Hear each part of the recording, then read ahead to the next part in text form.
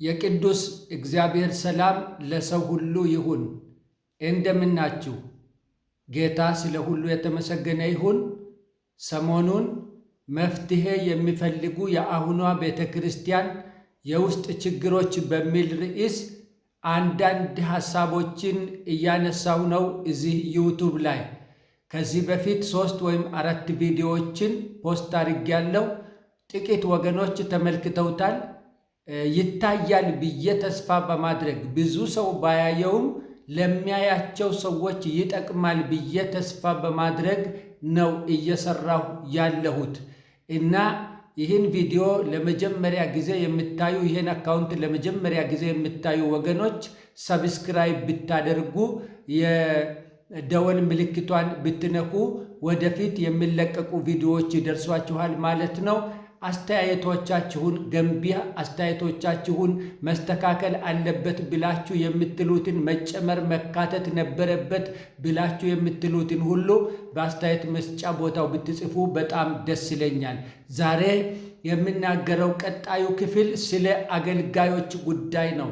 ስለ እኔና እንደኔ ስላሉ በእግዚአብሔር ቤት ውስጥ ሕዝብን የማገልገል በሕዝብ ፊት የመቆም ለሕዝብ ምሳሌ የመሆን ኃላፊነት ስላለብን ስለ እኛ ነው የምናገረው። እሱ ምንድን ነው? እንደ አንድ ችግር ለኔ የታየኝ የአገልጋዮች የስነ ምግባር ጉዳይ ከጊዜ ወደ ጊዜ ትኩረት እያጣ ከጊዜ ወደ ጊዜ እየወደቀ መምጣት ነው። አገልጋዮች ለምሳሌነታችን ትኩረት እያጣን ነው። አገልጋዮች ለስነ ምግባራችን ትኩረት እያጣን ነው። የአገልጋዮች ስነ ምግባር አሳሳቢ እየሆነ መጥቷል። በዚህ ጉዳይ ላይ ነው የምናገረው ዛሬ። የአገልጋዮች ስነ ምግባር ጉዳይ አሳሳቢ ደረጃ ላይ እየደረሰ መጥቷል። በብዙ መንገድ በብዙ ነገር እየታማን ነው። እንዴት መሆን ነበረብን? ቅዱሱ መጽሐፍ እንዴት መሆንን ይጠብቅብን ነበረ የሚል ሐሳብ ላነሳ ነው ማለት ነው። ሐዋርያው ጳውሎስ አንደኛ ጢሞቴዎስ ምዕራፍ 4 ከቁጥር 11 እስከ 12 ይመክረዋል ጢሞቴዎስን። ይህን እዘዝና አስተምር፣ በቃልና በኑሮ በፍቅርም በእምነትም በንጽሕናም ለሚያምኑቱ ምሳሌ ሁን እንጂ ማንም ታናሽነትህን አይናቀው ይላል። ምሳሌ ሁን፣ በእምነት በፍቅር በንጽሕና ምሳሌ ሁን። ምን እያለው ነው? ተገቢ የሆነ ስነ ምግባር ይኑር። የሰዎችን ሕሊና የሚያንጽ ስነ ምግባር ይኑር። ለሰዎች ክርስቶስን እየመሰሉ መኖርን የሚያስተምር ስነ ምግባር ይኑር። ስነ ምግባሪ ሰዎችን ወደ ውጭ የማይገፋ ይሁን። ስነ ምግባሪ ሰዎችን ወደ ጌታ የሚያመጣ የሚጋብዝ ይሁን። ስነ ምግባሪ የማይቆረቁር የማይጎረብጥ ይሁን እያለው ነው። ምሳሌ ሁን፣ ምሳሌ ሁን። በቃል በምትናገረው በኑሮ በማህበረሰቡ መካከል በሚኖርህ እንቅስቃሴ በመውጣት በመግባት በተገለጠ በተግባር በሚታየው ማንነት ስትሆነውና ስታደርገው በምትታየው ነገር ሁሉ ምሳሌ ሁን። ቃልህና ኑሮ የሚጋጩ የሚራገጡ አይሁኑ።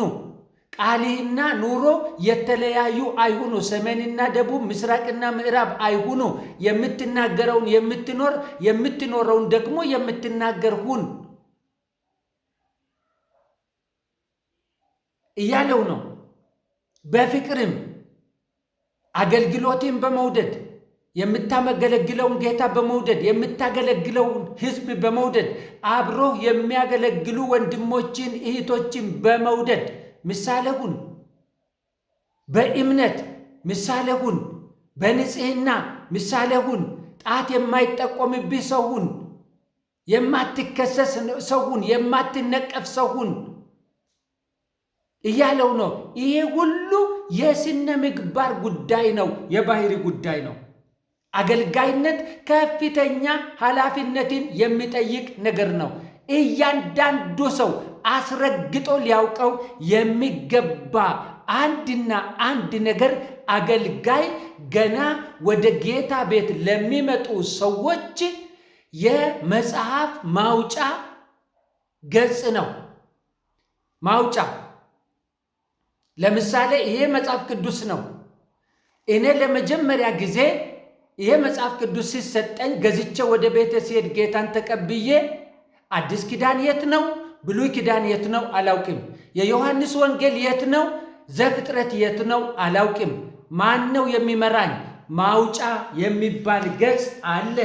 ማውጫ ገጽ አለ። የመጽሐፉ መጀመሪያ ላይ የተቀመጠ ለብቻው ይሄ ርዕስ እዚህ ቦታ ይገኛል፣ ይሄ ርዕስ እዚህ ገጽ ላይ ይገኛል የሚል እንዳጋጣሚ ማውጫው የዚህን መጽሐፍ ቅደም ተከተል አዘበራርቆ ቢሰጠኝ አዲስ ኪዳን ውስጥ ያለውን ብሉይ ኪዳን ውስጥ ቢያሳየኝ ማውጫው አላገኘውም። አክቹዋሊ መጽሐፉ ያለው አዲስ ኪዳን ነው። ማውጫው ግን የሚያሳየኝ ብሉይ ኪዳን ውስጥ እንደሆነ ነው። ሊያንከራትተኝ ነው ማለት ነው። አገልጋይ እንደዚህ ነው። አገልጋይ ከሚሰበከው ወንጌል ከምናስተምረው ቃል ተቃራኒ ከሆነ አኗኗሩ ሰዎችን ግራ ያጋባል። አዳዲሶች ተግባራቸውን ሊቀበል ወይስ ንግግራቸውን ይላሉ? ግራ ይጋባሉ፣ ይደናበራሉ። ክርስትና ግራ ይሆንባቸዋል፣ ይወሳሰብባቸዋል። አገልጋይ ግን የምንሰብከውን ወንጌል በምሳሌነቱ የሚያሳይ ከሆነ የምንሰብከውን ወንጌል በአኗኗሩ የሚገልጥ ከሆነ ሰዎች ወንጌልን እንደሚገባ እስኪረዱ ድረስ አንብበው መገንዘብ እስኪችሉ እስኪለምዱ ድረስ እኛን አይተው በክርስትና ይጸናሉ። ክብር ለእግዚአብሔር ይሁን። ስለዚህ አገልግሎት፣ አገልጋይነት ከፍተኛ ኃላፊነትን የሚጠይቅ ነገር እንደሆነ ማወቅ ነበረብን። ኃላፊነት ይጠይቃል። ትናንትና የሚያሳድዷችሁን መርቁ ብለህ ስትሰብክ የሰማ ሕዝብ ዛሬ መንገድ ላይ ቆመ አንዱን ሰው የታባቱ ምን አባቱ ስትል ከሰማ የትኛውን ይቀበል? ትናንትና መድረክ ላይ ያልከውን ነው ወይስ ዛሬ መንገድ ላይ ያደረግከው? የትኛውን ይቀበል? ይሄ ሰው አስቸጋሪ ነው። አገልጋይነት ከፍተኛ ኃላፊነትን የሚጠይቅ ነገር ነው። አገልጋዮች እኛ ለራሳችን ባልጠጣነው ውሃ ሌሎችን ማርካት አንችልም። ራሳችን ያልበላነውን እንጀራ ለሌሎች መመገብ አንችልም።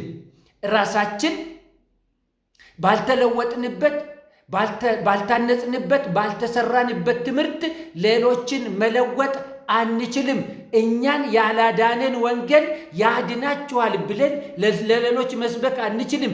እኛን ያላረመ፣ እኛን ያልገራን ወንጌል፣ እኛ ያልታረምንበትን፣ ያልተገራንበትን፣ ያልተስተካከልንበትን ወንጌል በዚህ ተስተካከሉ ብለን ለሌሎች ልንነግር አንችልም። ስለዚህ አኗኗራችን በምንሰብከው ወንጌል ላይ ተጽዕኖ አለው። አኗኗራችን የምንሰብከውን ወንጌል ሰዎች እንዲቀበሉ ወይም እንዳይቀበሉ ያደርጋል። አኗኗራችን ሰዎች ወደ ጌታ ቤት እንዲመጡ ወይም እንዳይመጡ ያደርጋል። አኗኗራችን፣ ስነ ምግባራችን ሰዎች አገልጋይነትን እንዲወዱ ወይም እንዲጠሉ፣ እንዲያከብሩ ወይም እንዲንቁ ያደርጋል። በዚህ ምክንያት እኛ ጋር አገልጋዮች ጋር ነገሮች በሙሉ በጥንቃቄ መያዝ ነበረባቸው። የምንኖረው ለራሳችን አይደለም።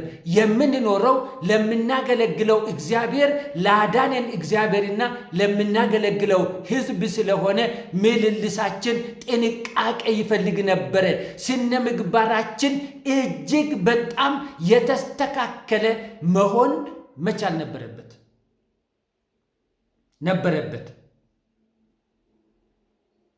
ባልታነጽንበት፣ ባልተሰራንበት አገልግሎት ሌሎችን አንሰራም፣ አናንጽም። በፍጹም እኔን እውነት ያላናገረኝ ወንጌል ሌሎችን ከውሸት ዓለም አያወጣም። እኔን በብርሃን ያላመላለሰኝ ወንጌል ሌሎችን ከጨለማ አያወጣም። የኔን ሕይወት ያልገራ ያላስተካከለ፣ ለኔ የባሪያነትን ልብ ያላለበሰ፣ እኔን ትሁት ያላደረገ፣ እኔን በጽድቅ በቅድስና ያላቆመ ወንጌል ሌሎችን ይጠቅማል ይለውጣል ብዬ መስበክ አልችልም። አንድ ሐኪም እኮ ለራሱ የሆድ ቁርጠት እያስማጠው እኔ ሆድ ቁርጠት ይዞኝ ሄጄ መድኃኒት ሊሰጠኝ አይችልም። እሱ መጀመሪያ ለኔ ሆድ ቁርጠት የሚያዘው መድኃኒት እሱን መፈወስ ነበረበት አስቀድሞ። ስለዚህ አገልጋዮች በምናደርገው ነገር በእያንዳንዷ ነገራችን በእያንዳንዷ ምልልሳችን ልንጠነቀቅ ይገባል። ማንም አገልግሎትን ከሚነቅፍ ብሎ ሐዋርያው እንዳለ አገልግሎቶቻችንን ለነቀፌታ ከሚያጋልጡ ከማናቸውም ነገሮች አገልጋዮች መጠበቅ መቻል ነበረብን። ለስነ ምግባራችን ከፍተኛ ጥንቃቄ ማድረግ መቻል ነበረብን።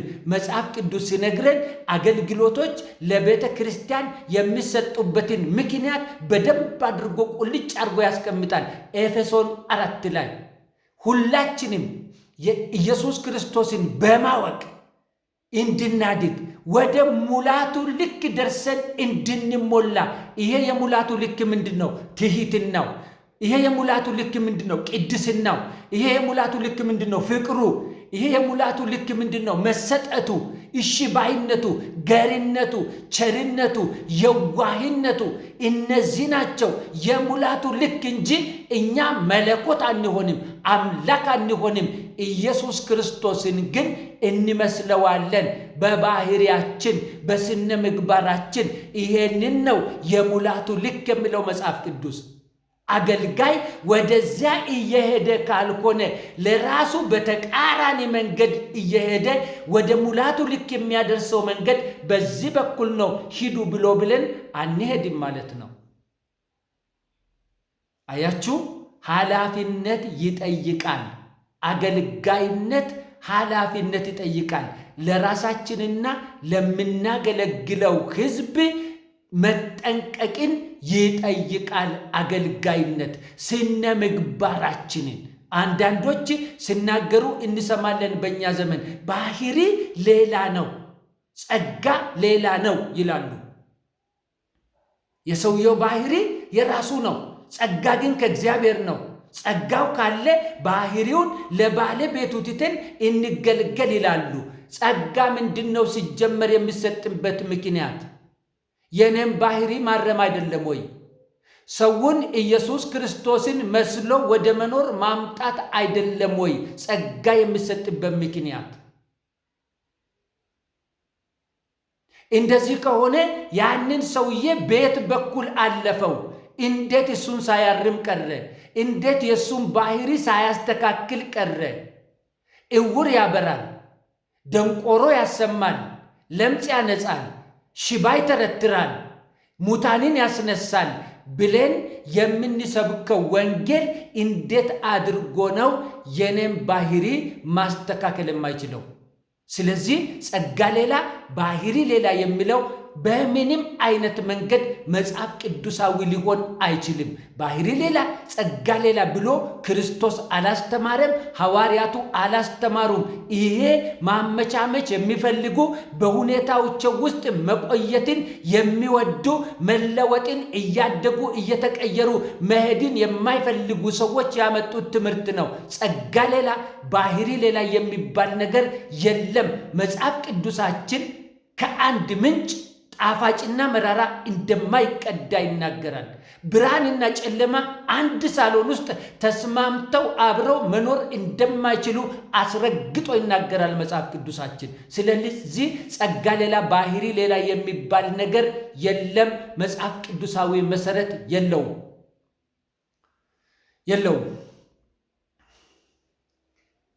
እና አንደኛ ጢሞቴዎስ ምዕራፍ 3 ከቁጥር 1 እስከ 15 ስንመለከት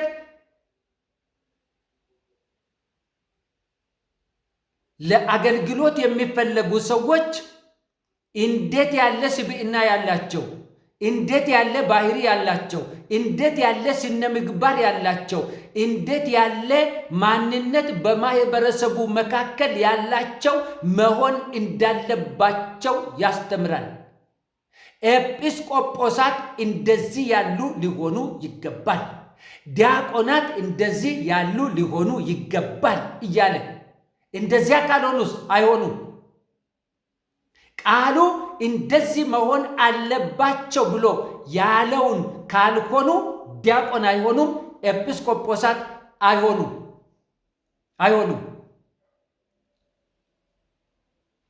እና ቁጥር 15 ላይ ደርሶ ፈጥኜ ወደ አንተ እንድመጣ ተስፋ አድርጌ ይህን እጽፍልሃለሁ ካለ በኋላ ብዘገይ ግን በእግዚአብሔር ማደሪያ ቤት መኖር እንዴት እንደሚገባ ታውቅ ዘንድ እጽፍልሃለሁ።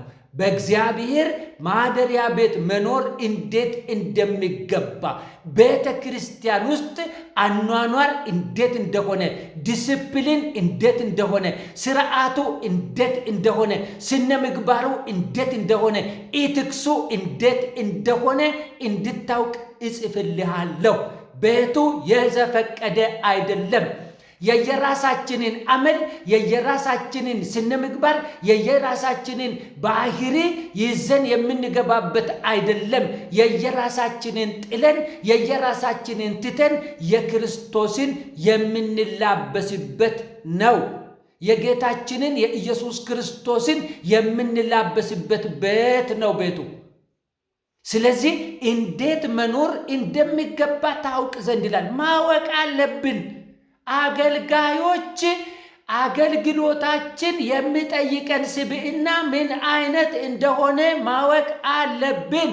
ጌታችን ኢየሱስ ክርስቶስ ሁሉን ትተው መምጣት እንዳለባቸው ነግሯቸዋል። ይሄ የቀደመ ስነ ምግባራቸውን የቀደመ ባህሪያቸውን ሁሉ ጨምሮ ነው። የነሱ የሆነን ነገር ሁሉ የነበረን ነገር ሁሉ ጨምሮ ነው። እዚህ ከመጣም በኋላ እኔ የለም የኔ የለም፣ ክርስቶስና የክርስቶስ ብቻ ነው የሚገዛን፣ የሚያስተዳድረን፣ የሚመራን። እንደዚያ ነው መሆን የነበረበት።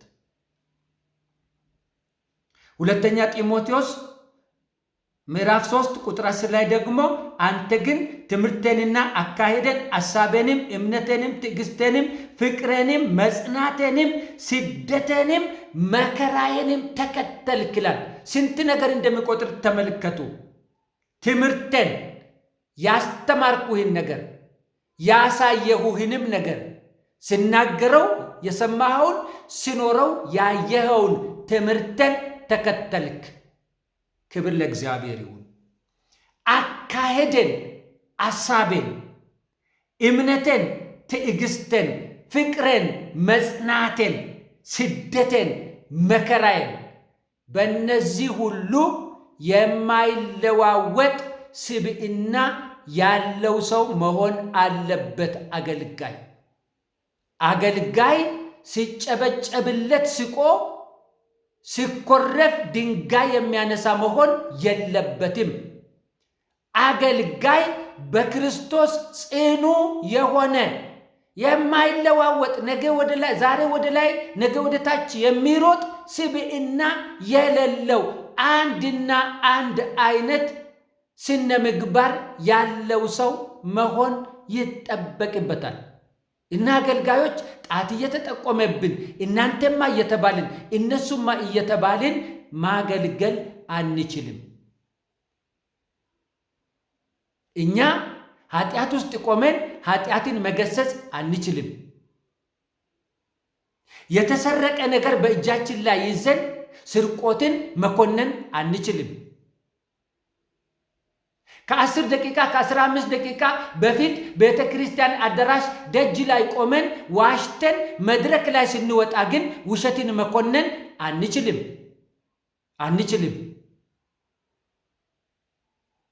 እኛ አገልጋዮች የመጨረሻ ለድሃ የማንራራ በቃ ድንጉጥ ርሩ የሆነ ልብ የሌለን ሆነን እናንተ ለድሃ ስጡ ብለን ህዝብ ማሰጠት ማስተማር አንችልም። እንደዚህ ያለ አገልግሎት ፍሬ አያፈራም። ህዝብ ያየናል፣ ህዝብ ያውቀናል። ለኛ ስንኖር የተለየ ዓለም ስናገለግል ደግሞ ህዝብ መካከል ቤት አልተሰራልንም። ይሄ ህዝብ ውደዱም ጥሉም እወቁም አትወቁም እያንዳንዷን አወጣጣችንንና አገባባችንን ያውቃል። ከኛ ህዝብ በላይ ደግሞ ዓለማውያን አስረግጠው አበጥረው ያውቁናል በደንብ። እና በእኛ ዘመን እየታማን ነው። በብዙ ነገር እየታማን ነው። በብዙ ነገር መድረክ ላይ ቆመን እንኳ ትህትና አይታይብንም። ብዙዎች ትህትና አይታይብንም። እዚያው ስቀን እዚያው ከጉባኤ መካከል የአንድ ሰው ፊት ሳይመቸን ሲቀር እዚያው የቁጣ ናዳ ማውረድ እንጀምራለን። እዚያው በግ ሆነን እዚያው ግስላ እንሆናለን። እዚያው በግ ሆነን እዚያው ግስላ እንሆናለን። በደቂቃዎች በሰከንዶች ልዩነት። እንደዚህ ያለ ነገር የለም። አገልጋይ የሰከነ የተረጋጋ ስሜቱን የገዛ ራሱን ያሸነፈ የተቆጣጠረ የራሱን ከታች የክርስቶስን ከላይ ማድረግ የቻለ ባለ ጥሩ ስነ ምግባር መሆን ይጠበቅበታል። በእኛ ዘመን ግን በጣም በሚያሳዝን ሁኔታ በብዙ መንገድ ጣት እየተጠቆመብን ነው። ስማችን በዓለም ማህበረሰብ መካከል እየተነሳ ነው። እየታማን ነው። እንታማለን። በዚህ ነው ማለት አያስፈልገኝም። አሁን እዚህ ጋር ቁጭ ብዬ ግን እንታማለን፣ በጣም እንታማለን። እስቲ አገልጋዮች ራሳችንን እንፈትሽ። እንዴት ነው ስነ ምግባራችን? ሌላውን እንተው፣ የቅድስና ምናምን ጉዳይ እንተው። ፕሮግራማችንን ሰዓት እናከብራለን ወይ? ከህዝብ በፊት ጸሎት ቦታ እንገኛለን ወይ? ከህዝብ በፊት ማስታወቂያ ኑ ብለን ህዝብ የጠራንበት ቦታ እንገኛለን ወይ? በህዝባችን መካከል ቁጭ ብለን እንማራለን፣ እናገለግላለን፣ እንገለገላለን ወይ? በህዝባችን መካከል ተንበርክከን እንጸልያለን ወይ? ከህዝባችን ጋር የንስሐ ጊዜ፣ ራሳችንን የማየት የመፈተሽ ጊዜ አለን ወይ? አገልጋዮች እስቲ ተመልከቱ። እስቲ ዞር ብላችሁ ራሳችሁን እዩ። ጌታ በነገር ሁሉ ይባርካችሁ። ቀጣዩን ደግሞ በሚቀጥለው እንመለከታለን። ተባረኩ።